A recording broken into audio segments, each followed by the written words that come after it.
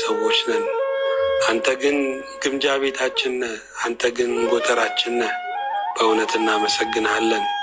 ተስፋችን አንተ ስለሆንክ ሁሉን ጨርሰን መጥተናል።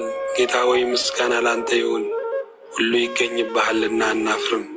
ተስፋችንን ዛሬ ባንተ ብቻ እንድታጸናው አንተ ላይም እንደጸና እንዲቀር እንጠይቃለን።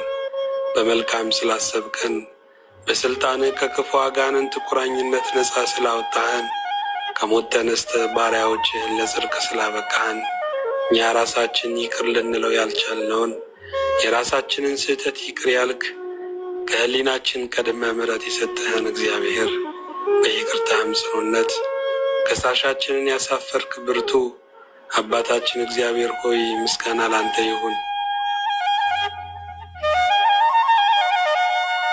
የምንነጻብህ የምናድግብህ ሕይወት ፎይታንና ረፍትን የምናገኝብህ መልካሙ ምንጫችን ስለሆንክ እናመሰግንሃለን።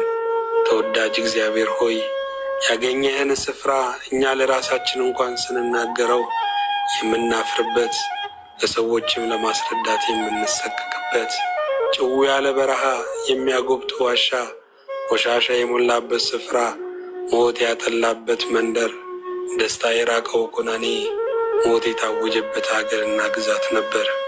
አቤቱ ሆይ ሳትጸየፍ ጠርተህ ክርስቲያን ስላልከን ከውድቀት አንስተህ በዓለት ላይ ስላቆምከን ክፉንና ርኩሱን ልብሳችንን ገፈህ ቅዱስ ጌጥ ስላደረግክልን እናመሰግንሃለን።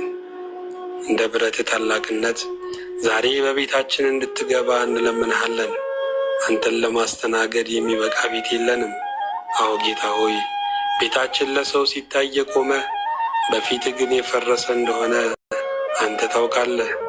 ጓዳችንም ለሰው የምናሳየው አይደለም። ብዙ ሸለቆና ጉድለት አለበት።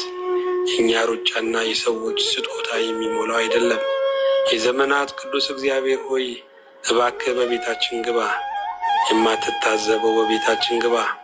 አይተህ የማታሳይብን አምላክ በቤታችን ግባ።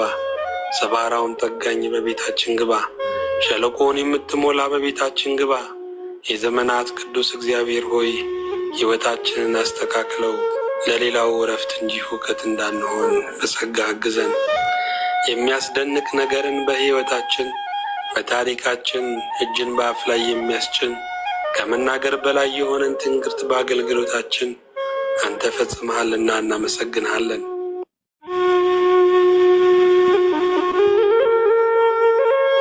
ከድቅድቁ ጨለማ አውጥተህ ወደማይነገር ብርሃን ስላፈለስከን